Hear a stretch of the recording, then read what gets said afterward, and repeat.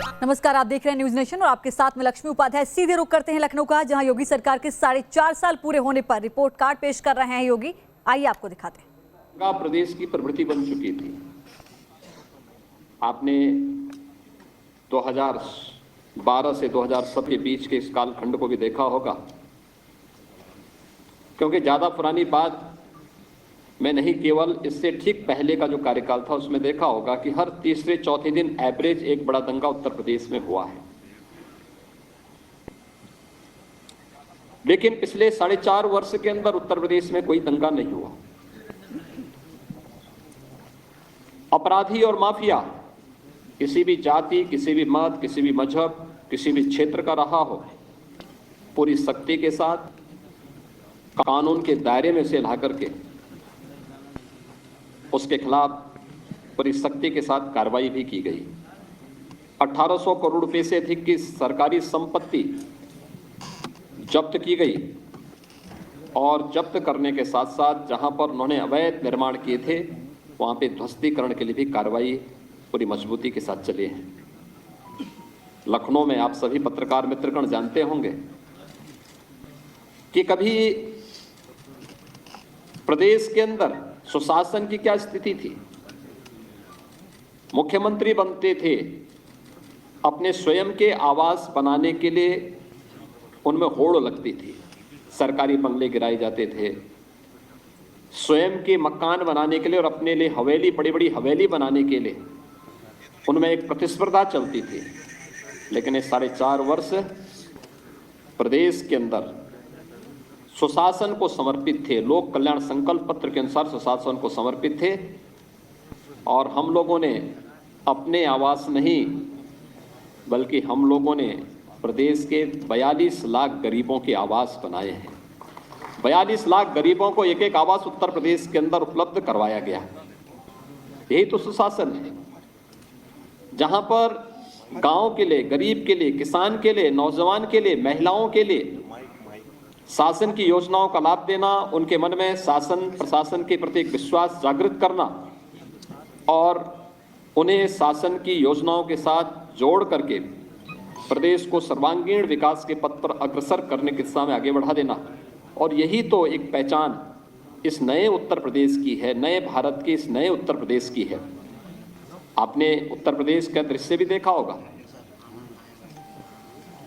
कि कोई आपदा आती थी, महीनों महीनों वर्षों वर्षों लग जाते थे, इस योजनाओं का लाभ उन गरीबों को नहीं मिल पाता था। आज आप देखते होंगे, अगर कहीं पर कोई आपदा आती है,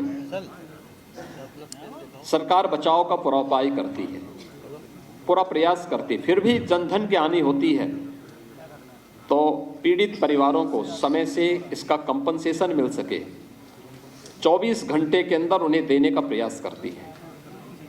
सरकार की संवेदना हर एक स्तर पर देखने को मिलती है।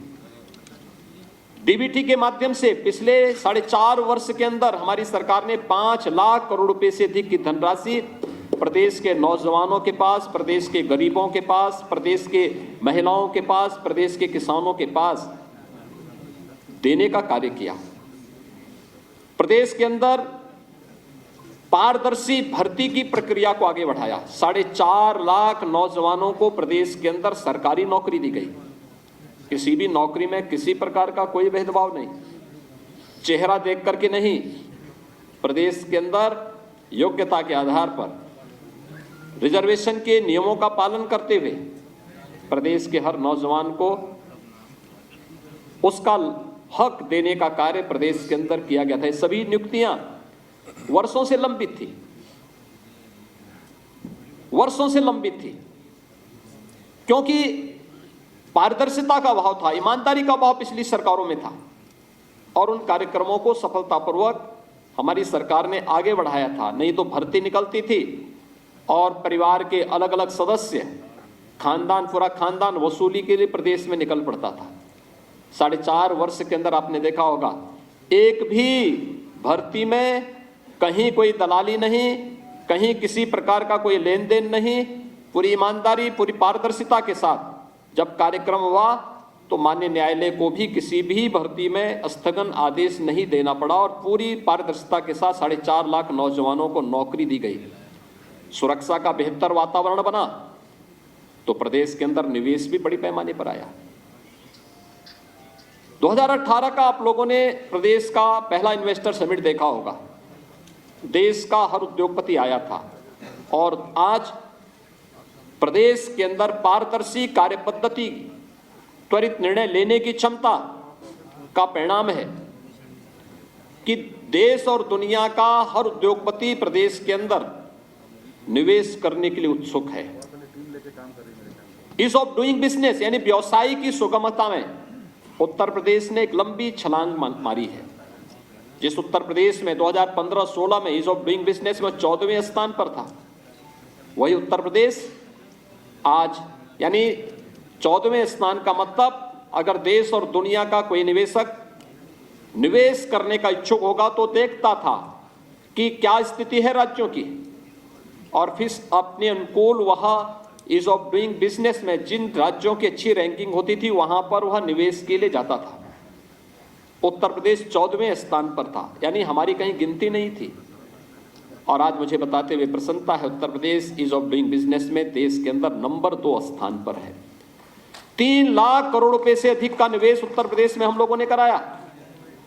और कोरोना कालखंड में तो आपने देखा होगा, देश की पहली डिस्प्ले यूनिट उत्तर प्रदेश में स्थापित हुई और वह निवेश भी हमारे यहां कहां से आया था? चीन से आया था।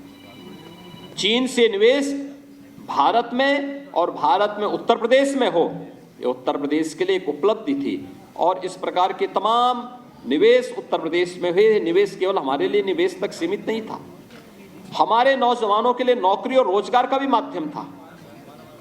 और उसका परिणाम बड़े पैमाने पर 1,61,00,000 से अधिक नौजवानों को प्रदेश के अंदर ही नौकरी और रोजगार की संभावनाएं इस निवेश के, इस भारी भरकम निवेश के माध्यम से प्रदेश के अंदर उपलब्ध होते हुए दिखाई दे।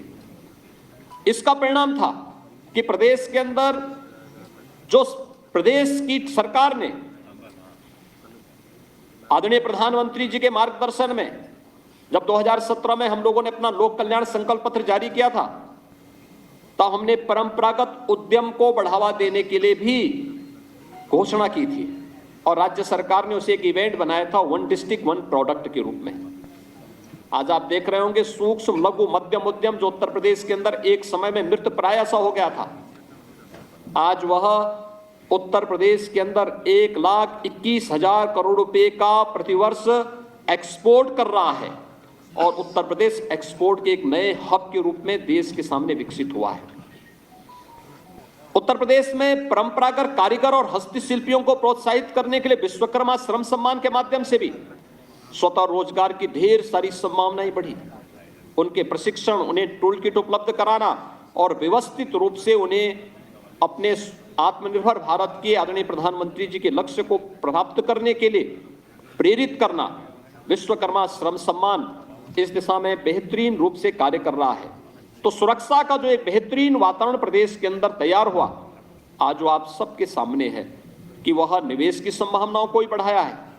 वह प्रदेश के अंदर चाहे वह बहन और बेटियों की सुरक्षा से जुड़ा हुआ मामला रहा हो, प्रदेश के उद्यमियों के सामने, प्रदेश के व्यापारियों के सामने, प्रदेश की आम नागरिकों के सामने सुरक्षा का एक बेहतर वातावरण प्रदेश सरकार ने जहां स्थापित किया, वहीं सुशासन के उन लक्ष्यों को प्राप्त करने में भी प्रदेश सरकार ने इस दौरान सफलता प्राप्ति की। खासतौर पर नौजवानों के लिए नौकरी का मुद्दा हो या फिर प्रशासन में ट्रांसफर और पोस्टिंग का मामला। 2017 के पहले ट्रांसफर और पोस्टिंग एक उद्योग हो चुका था, इसकी भी बोली लगती थी, इसके नाम पर भी हर एक पोस्ट बिकता था। लेकिन पिछले 4.5 वर्ष के अंदर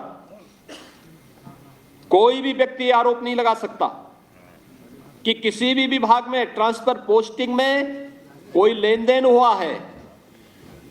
प्रशासन में स्थिरता दी गई। 2017 के पहले आप देखेंगे अधिकारी वे कमिश्नरी स्तर पर हो, जोन स्तर पर हो, रेंज स्तर पर हो, जनपद स्तर पर हो, तहसील स्तर पर हो, थाने स्तर पर हो, हर महीने 2 महीने में ताश के पत्तों की तरह फेंटे जाते थे। लेकिन 4.5 वर्ष के अंदर आपने देखा होगा प्रशासनिक स्थिरता, हर एक स्तर पर उस स्थिरता ने एक स्थायित्व दिया और उस स्थायित्व ने लोगों में कार्य करने की एक गति दी, लोगों का विकास के प्रति रुझान बढ़ाया, टीम वर्क से कार्य का परिणाम सामने आया। और देखते ही देखते जिस उत्तर प्रदेश के बारे में प्रधानमंत्री जी ने कहा था कि उत्तर प्रदेश को 2017 के पहले क्या समझा जाता था कि देश के विकास को अवरुद्ध करने वाला प्रदेश, क्योंकि किसी भी योजना में आगे नहीं था, हर एक योजना में पीछे, किसी में 17वें स्थान पर, किसी में 23वें स्थान पर, किसी में 27वें स्थान पर। और आज मुझे बताते हुए प्रसन्नता है कि देश के अंदर भारत सरकार के द्वारा संचालित 44 योजनाओं में उत्तर प्रदेश नंबर 1 पर चल रहा है। प्रधानमंत्री आवास योजना 42 लाख गरीबों को एक एक आवास बिना भेदभाव के उपलब्ध कराया गया। 2 करोड़ 61 लाख गरीबों को एक एक शौचालय उपलब्ध कराए गए। 1 करोड़ 38 लाख गरीबों को विद्युत के निःशुल्क कनेक्शन उपलब्ध कराए गए। 1 करोड़ 56 लाख से अधिक गरीबों को उज्ज्वला योजना में रसोई गैस के निःशुल्क कनेक्शन उपलब्ध हुए। 6 करोड़ से अधिक लोगों को आयुष्मान भारत के अंतर्गत 5 लाख रुपए की सुरक्षा बीमा का कवर दिया गया। 3 करोड़ प्रवासी और निवासी श्रमिकों को 2 लाख रुपए की सामाजिक सुरक्षा की गारंटी दी गई। 2 करोड़ 53 लाख किसानों को प्रधानमंत्री किसान सम्मान निधि से जोड़ा गया। 15 करोड़ प्रदेश के नागरिकों को कोरोना के पहले और दूसरे वेव में, पहले वेव में 8 महीने अप्रैल 2020 से लेकर के नवंबर 2020 तक और दूसरे वेव में मई 2021 से और ये निरंतर नवंबर 2021 तक मिलेगा। 15 करोड़ लोगों को निःशुल्क राशन की सुविधा का लाभ प्रदेश की सरकार, भारत सरकार के सहयोग से उपलब्ध करवाने का कार्य की है या कर रही है। ये तब संभव हो पाया जब हमने तकनीक को अपनाया, प्रशासनिक स्थिरता दी, ट्रांसफर पोस्टिंग में किसी भी प्रकार के लेन देन को दूर करते हुए पूरी ईमानदारी के साथ, पूरी प्रतिबद्धता के साथ इस कार्यक्रम को आगे बढ़ाने का कार्य किया। आज उसका परिणाम है कि हर एक क्षेत्र में उत्तर प्रदेश आगे बढ़ता हुआ दिखाई दे रहा है। तकनीक की स्थिति प्रदेश के अंदर 2005-6 में भी आपने देखा होगा खाद्यान्न घोटाला हुआ था, उसकी सीबीआई जांच अभी भी प्रचलित है। लगातार हम लोग जब 2017 में आए थे, मुझे याद है दिसंबर 2016 में और जनवरी 2017 में आने के पहले, भारतीय जनता पार्टी नेतृत्व की प्रदेश की सरकार के आने के पहले प्रदेश के अंदर भूख से मौतें हो रही थी। मुझे दिसंबर 2016 में और जनवरी 2017 में ऐसे कुछ क्षेत्रों में जाने का अवसर उस समय प्राप्त हुआ था, क्योंकि वहां पर भूख से मौतें हो रही थी। और जब मैंने उन क्षेत्रों का भ्रमण किया था तो मुझे ये देखकर आश्चर्य हो रहा था कि उन गरीबों के पास राशन कार्ड नहीं थे। 2017 में जब हमारी सरकार मार्च में आई थी तो मैंने सबसे पहले जांच का आदेश दिया कि भाई सभी राशन कार्डों का सत्यापन हो जाए। 40 लाख ऐसे गरीब मिले थे जिन लोगों के पास अपने राशन कार्ड नहीं थे, लेकिन राशन कार्ड बनाए गए थे। उस राशन कार्ड पर कोई दूसरा ही व्यक्ति राशन लेता था। हमारी सरकार ने आकर के सबसे पहले उन गरीबों को राशन कार्ड दिए, फेक राशन कार्ड समाप्त किए और फिर 80,000 राशन कोटे की दुकान को ई पॉस मशीन के साथ जोड़ा गया। आज हर गरीब अपना राशन न केवल अपने गांव में बल्कि देश के किसी भी कोने में होगा, उत्तर प्रदेश का हर नागरिक वहां पर राशन लेने की सुविधा प्राप्त कर सकता है। ये सुविधा उत्तर प्रदेश के अंदर दी, लेकिन टेक्नोलॉजी का उपयोग करने से हमें एक लाभ और हुआ। गरीब को तो राशन मिल रहा है, लेकिन टेक्नोलॉजी का लाभ यह भी हुआ कि 1200 करोड़ रुपए की हर वर्ष बचत उत्तर प्रदेश सरकार को हो रही है। इसी प्रकार से खरीदारी का किसानों के लिए जो योजनाएं की गई, किसानों का कर्ज माफी से हमने किसान कल्याण के कार्यक्रम को आगे बढ़ाया था। प्रधानमंत्री फसल बीमा योजना को, प्रधानमंत्री कृषि सिंचाई योजना को, लंबित उन सभी योजनाओं को चाहे वह बाण सागर की परियोजना रही हो या कोई भी अन्य परियोजना, एक एक करके उन योजनाओं को, लगभग 1 दर्जन सिंचाई की परियोजनाएं तो केवल बुंदेलखंड में हमने पूरी की। हम इस वर्ष के अंत तक सरयू नहर राष्ट्रीय परियोजना को, अर्जुन सहायक परियोजना को, मध्य गंगा नहर परियोजना को पूरा करने जा रहे हैं। उत्तर प्रदेश जैसे राज्य में जो जल संसाधन पर्याप्त मात्रा में था, वर्षों से लंबित इन योजनाओं के कारण किसान उसका भरपूर लाभ नहीं ले पाता था, लेकिन आज उसका लाभ मिल रहा है। प्रोक्यूरमेंट हम लोगों ने प्रारंभ किया। याद करिए, 2007 से लेकर 2017 के बीच प्रदेश के अंदर गन्ना मूल्य का 95,000 करोड़ रुपए का गन्ना मूल्य का भुगतान होता है, और 2017 से अब तक 4.5 वर्ष के अंदर 1,43,000 करोड़ रुपए का गन्ना मूल्य का भुगतान हुआ। 2007 से लेकर 2017 के बीच तमाम चीनी मिलें बेची गई, औने पौने दाम में बेची गई, बंद की गई। किसान के पेट पर लात मारने का कार्य पिछली सरकारों ने किया। किसान आत्महत्या करने के लिए मजबूर हुआ था।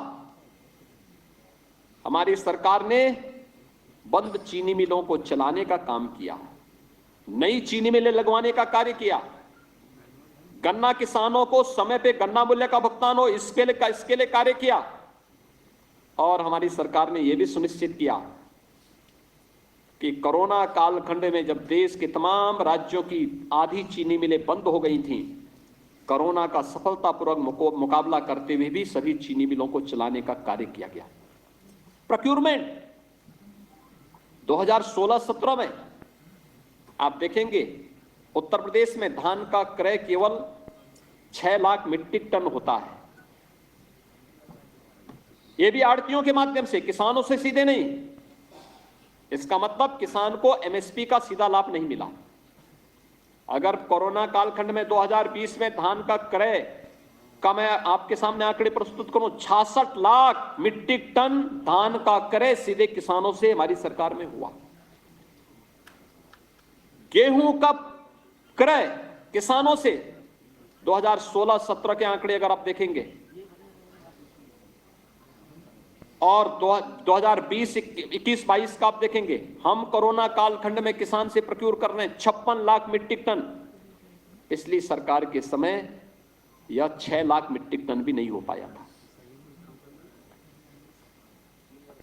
पिछली सरकारें आड़तियों के माध्यम से क्रय करती थी, हमारी सरकार किसानों से सीधे क्रय करती है और डीबीटी के माध्यम से किसान के खाते में ही पैसा देती है।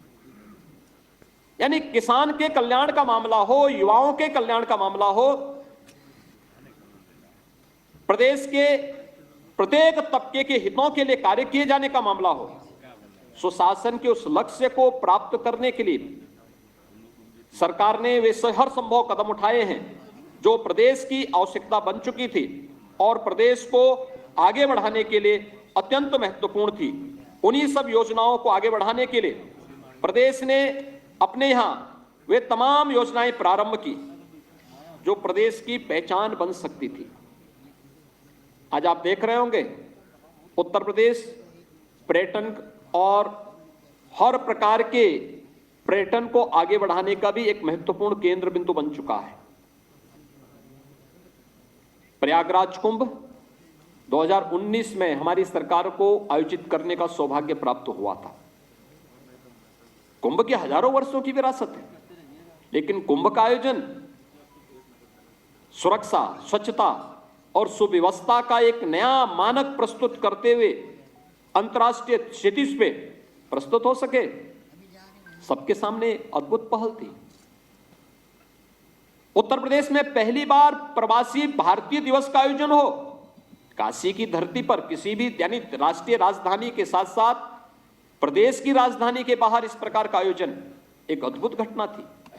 सफलता, अब तक का सफलतम आयोजन, यह भी सौभाग्य हमें प्राप्त हुआ था। प्रदेश का पहला इन्वेस्टर समिट आयोजित करने का सौभाग्य भी हमें प्राप्त हुआ, जिसने प्रदेश में निवेश की संभावनाओं को आगे बढ़ाया और प्रदेश के बारे में जो धारणाएं थी उनको समाप्त किया। और उत्तर प्रदेश, ये वही उत्तर प्रदेश है जिसने अपनी परंपरागत पहचान को भी देश और दुनिया के सामने प्रस्तुत किया। अयोध्या का दीपोत्सव का आयोजन हो, काशी के दीपावली का आयोजन हो, बरसाना का रंगोत्सव का कार्यक्रम हो, ये आयोजन हमारे लिए हमारी पहचान और हमारी विरासत को दुनिया के सामने प्रस्तुत करने का एक माध्यम था। विपक्षी दलों को ये सांप्रदायिकता के दंश को से देखने के लिए वे अभिषिप्त थे। वे कभी इस आयोजनों को नहीं कर सकते थे। वो हमेशा इस बात के लिए सशंकित रहते थे कि हम अयोध्या में दीपोत्सव का कार्यक्रम करेंगे तो हम पे सांप्रदायिकता का लेबल लगेगा। लेकिन हमारी सरकार के लिए एक आयोजन था प्रदेश के परसेप्शन को दुनिया के सामने प्रस्तुत करने का। और मुझे प्रसन्नता है आज प्रदेश सरकार तेजी के साथ इस समय आगे बढ़ रही है। जहां हमने आजादी के दीवानों के उन सभी अमर शहीदों की स्मृति में चौरी चौरा शताब्दी महोत्सव के आयोजन को हम पूरी भव्यता के साथ हर एक शहीद स्थल पर देश की आजादी के लड़ने वाले सभी स्वतंत्रता संग्राम सेनानियों के प्रति सम्मान का भाव पैदा कर रहे हैं, व्यक्त कर रहे हैं। वहीं साथ ही साथ देश की सीमाओं की सुरक्षा करने वाले सैनिकों के प्रति भी सड़कों का नामकरण, विभिन्न प्रकार के स्मारकों का निर्माण, उनके परिवार की सहायता या उनके परिवार के एक सदस्य को नौकरी की व्यवस्था हो, ये प्रदेश सरकार पूरी प्रतिबद्धता के साथ कर रही है। तो साथ साथ शताब्दियों से दशकों से लंबित उन आस्था के केंद्रों को भी सम्मान देने का कार्य हो रहा है। यह हमारा सौभाग्य है। अयोध्या में मर्यादा पुरुषोत्तम भगवान श्री राम के भव्य मंदिर के निर्माण का कार्य हमारी सरकार के समय में आदरणीय प्रधानमंत्री जी के मार्गदर्शन में प्रारंभ हो चुका है। लोग हम पे आरोप लगाते थे कि आप लोग हमेशा बोलते हैं कि रामलला हम आएंगे मंदिर वहीं बनाएंगे, और पत्रकार मित्रगण उस समय हम पे चुटकी लेते थे, लेकिन आप तिथि नहीं बताएंगे। हमने कहा तिथि भी बताएंगे। और 5 अगस्त 2020 को प्रधानमंत्री जी के कर कमलों से अयोध्या में राम मंदिर के निर्माण कार्य का भव्य शुभारंभ भी हो चुका है। वहां की प्रगति आप देख रहे होंगे। काशी विश्वनाथ धाम, चित्रकूट धाम, विंध्यवासिनी धाम, ब्रज क्षेत्र के विकास की जो एक नई तस्वीर सामने आ रही है, नेमिस, सुखतीर्थ, बौद्ध पर्यटन स्थलों के विकास की योजना, या फिर प्रदेश के अंदर मुख्यमंत्री पर्यटन संवर्धन योजना के अंतर्गत हर विधानसभा क्षेत्र के पर्यटन केंद्रों के, आस्था के केंद्रों के विकास की एक व्यवस्थित योजना को आगे बढ़ाने का कार्यक्रम। यह आस्था का सम्मान है, और आस्था के सम्मान को आगे बढ़ाते हुए पूरी प्रतिबद्धता के साथ न केवल उत्तर प्रदेश वासियों का बल्कि देश और दुनिया के उन सभी लोगों को जो उत्तर प्रदेश को देश का हृदय स्थल के रूप में एक सम्मान का भाव रखते हैं, उन सबको भी सम्मान देने का कार्य हमारी सरकार ने किया है। बहन और बेटियों की सुरक्षा प्रदेश सरकार की शीर्ष प्राथमिकताओं में से एक रही है। आप याद करिए 2017 में, मार्च 2017 में जब हमारी सरकार आई थी, हमने एंटी रोमियो स्क्वाड का गठन किया था। हम लोगों ने, प्रदेश सरकार ने पहले दिन से इस बारे में कहा था अपराध और अपराधियों के प्रति जीरो टॉलरेंस की नीति से कार्य करेंगे। मुझे प्रसन्नता है मिशन शक्ति के 3rd फेज का कार्यक्रम वर्तमान में चल रहा है। आज आपने देखा होगा पहले चरण में एक व्यवस्थित जागरण का कार्यक्रम एंटी रोमियो स्क्वाड के माध्यम से हर बेटी और हर बहन को सुरक्षा की गारंटी देने का कार्य किया गया। सेकेंड फेज में हर थाने में एक महिला बूथ का गठन किया गया, पिंक बूथ का गठन किया गया। एक महिला पुलिस अधिकारी वहां पर रह करके उनकी समस्याओं का समाधान करेगी। तहसीलों में 350 तहसीलों में भी इस प्रकार की व्यवस्था दी गई।